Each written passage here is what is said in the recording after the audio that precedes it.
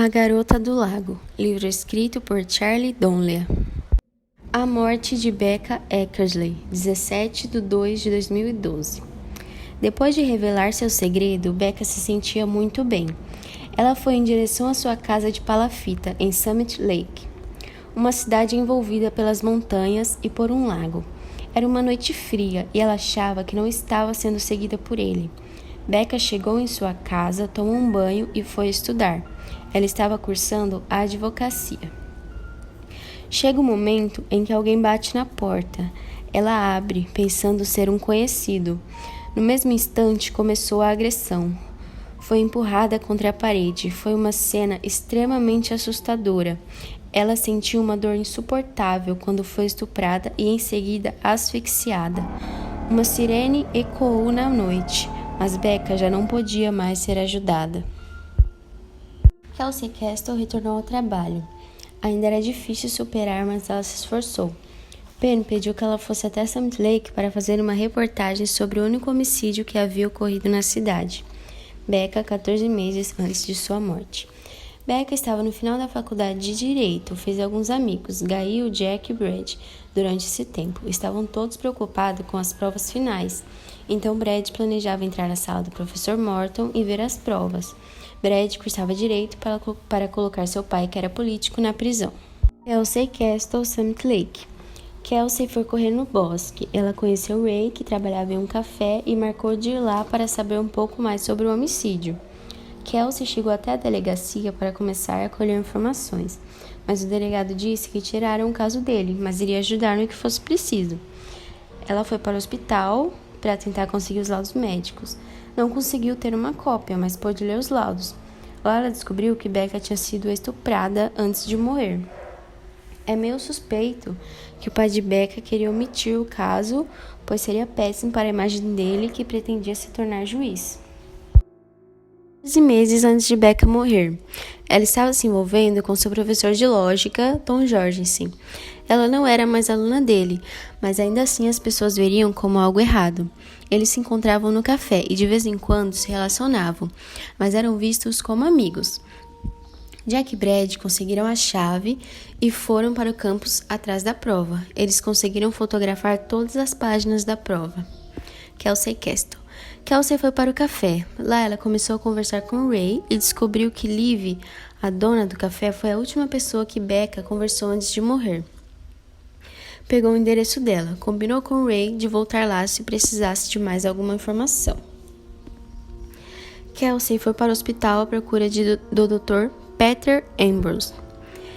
Ela disse a ele que estava escrevendo um artigo sobre o caso Eckersley para a revista Evans, onde ela trabalhava. Tentou conseguir a autópsia, mas o doutor disse que não tinha como ela acessar sem permissão, mas que daria um jeito de consegui-lo. Era evidente que estavam escondendo algo sobre a morte de Becca. 13 meses antes da morte. Becca estava preocupada porque estava próximo do semestre acabar, e ela então estaria livre para revelar seus sentimentos. Ela estava indo em direção à prova de Morton e se sentindo uma ansiedade com o ano que estava por vir. Todos fizeram a prova muito rápido. Só esperaram um levantar para todos começarem a entregar. Era evidente que todos conseguiram acesso ao exame. Brad e Becca ficaram conversando por toda a madrugada como sempre faziam. Brad queria revelar seus sentimentos a ela, mas não conseguiu. Kelsey Castle. Ela foi para a casa de Liv, mas se encontrou a mãe dela, uma senhora chamada Millie, que foi a primeira dona do café. Enquanto tomavam chá, Millie contou que Liv e Nicholas eram amigos da família Eckersley. Liv cuidou de Becca e seu irmão quando eram pequenos. Millie disse que quando Liv conversou com Becca, ela lhe contou um segredo, mas não queria contar para Kelsey. Disse também que Becca escrevia um diário. Becca mostrou algo em seu diário a respeito do namorado da época para Liv. 13 meses antes da morte de Becca. Brad conversou com Jack sobre Becca, disse que estava gostando dela. Jack, extremamente atrasado, entrou no avião e sentou ao lado de Becca. Eles iam passar o Natal juntos com a família de Becca. Kelsey Castle. A conversa com Millie revelou também que Becca tinha fugido para se casar. Kelsey foi se encontrar com Peter em um restaurante. Vendo os prontuários, ela descobriu que Becca foi estrangulada. O doutor disse que poderia ter sido alterados os prontuários por alguém. Ela recebeu a informação de que o assassino tinha barba. Era muito estranho o fato do pai de Becca querer omitir que ela havia sido estuprada. Kelsey dormiu pensando na situação e acabou sonhando que estava no local da morte. E quando finalmente ela ia se encontrar com o assassino, só encontrou escuridão. 13 meses antes da morte. Becca e Jack se encontraram com os pais dela em Summit Lake. No carro, Becca falou muito sobre os planos de Jack para depois da faculdade. Era visível que ele não estava gostando muito. Becca levou Jack para conhecer a cidade e conversaram um pouco sobre o futuro. Kelsey Castle. Kelsey sentou no alto da torre que dava de frente para o lago. Ela estava muito pensativa sobre tudo. Pensava em por que Becca tinha se casado escondido, o que tinha acontecido no momento da morte. Ela se encontrou com o delegado e ele levou ela até a casa do lago.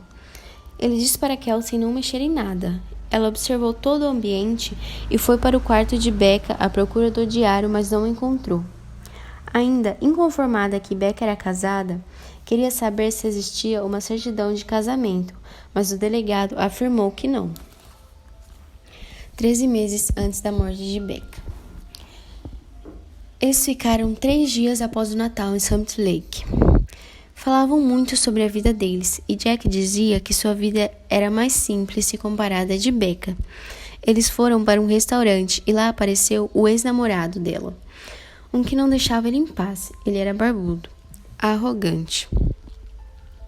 Houve uma certa troca de farpas entre ele e Jack, mas Becca conseguiu fazê-lo ir embora. O nome dele era Richard. Eles voltaram para a palafita e lá estava Brad, pronto para se declarar. Quando viu Becca e Jack, ele ficou muito bravo. Eles contaram que estavam juntos e que tinham planos de contar aos outros quando voltar. Brad disse que tinha ido se declarar. Becca pediu para que ele ficasse, mas ele foi embora no mesmo instante. Kelsey Castle. Kelsey acordou de madrugada e foi caminhar ainda escuro. Ray a viu e pediu para que ela entrasse no café. Ela observou como Ray gostava de seu trabalho e não via problemas em dormir pouco. Conversando, ela falou que estava sensibilizada com a história de Becca e contou também que tinha sido estuprada e ocorreu uma tentativa de homicídio, mas ela conseguiu sobreviver. Becca não. Ela se sentia mal por isso. Amanheceu. O café precisou ser aberto. Ray disse que ela sempre poderia voltar para conversar se quisesse. 11 meses antes da morte. As coisas estavam muito estranhas na faculdade. Brad ainda afastado. Sim, a faculdade descobriu que alguém tinha pego a prova e começaram a procurar quem era. Brad e Jack esqueceram a briga e começaram a pensar no que fazer. Jack disse que seria mais fácil ele se entregar e correr o risco de perder a faculdade do que os 4 serem culpados. Ele não tinha muito a perder. Naquela semana passada, em Summit Lake, curiosa com a história que perseguia e cativada pela garota que foi morta, Kelsey encontrou um oásis para seu próprio problema. No entanto, desde a visita à propriedade dos Exley, uma espiral repetitiva de lembranças vagas e imagens confusas da manhã em que fora atacada a cercava, do homem que ela não conseguia reconhecer, um rosto mascarado que não era capaz de identificar. No último mês, Kelsey passou muitas horas tentando evocar com mais nitidez essas lembranças, arranjando-as em ordem cronológica e trabalhando para reconstituir os acontecimentos daquele dia.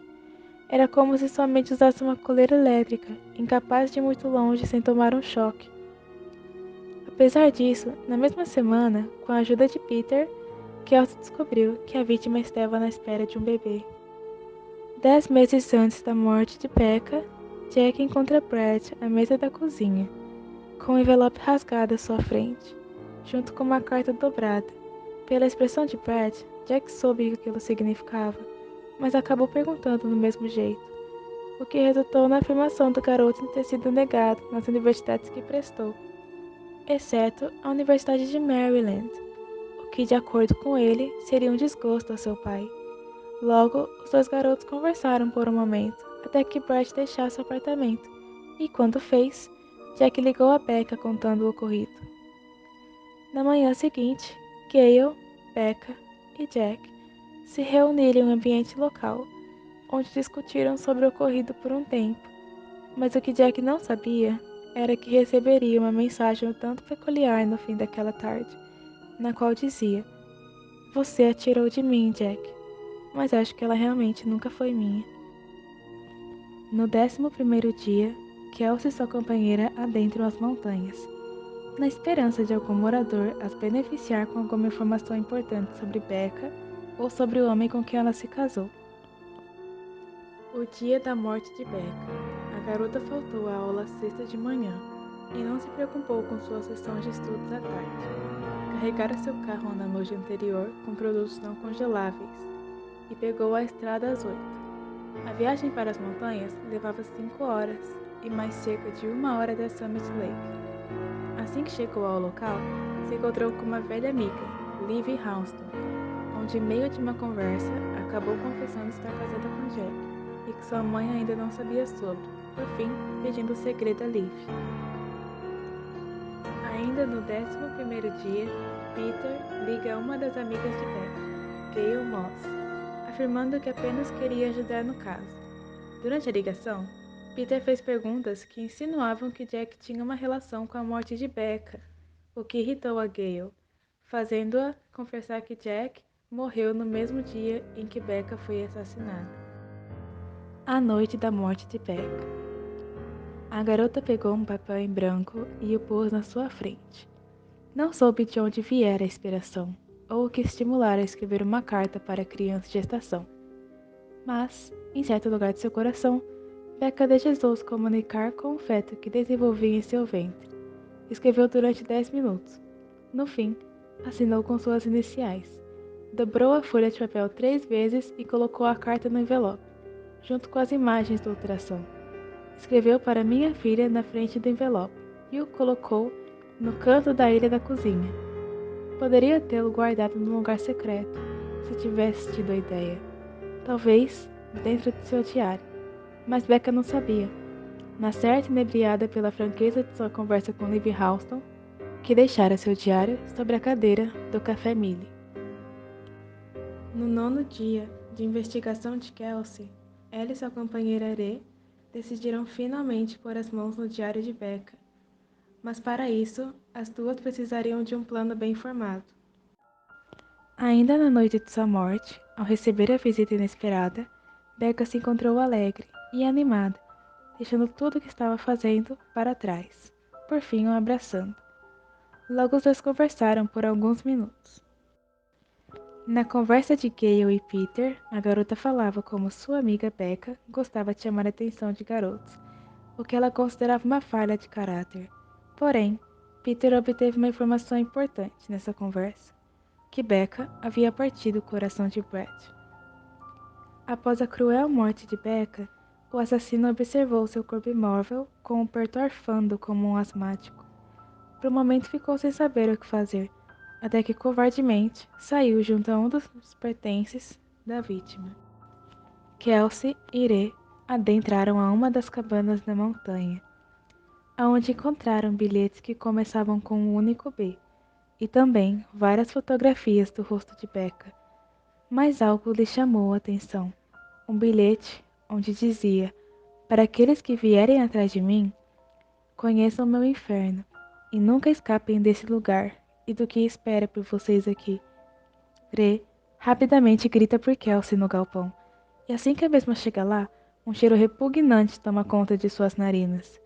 Por fim, vendo a silhueta de um homem pendurado a uma corda, juntamente com o seguinte bilhete: "Só fui para conversar. Eu a amava, apesar de tudo que ela fez." 2 meses após a morte de Becca, Kelsey conseguiu escrever o artigo sobre o caso detalhadamente. Havia também tido uma conversa com os pais da vítima, aonde havia lhes entregado o diário. E no fim, Kelsey retornou a Miami.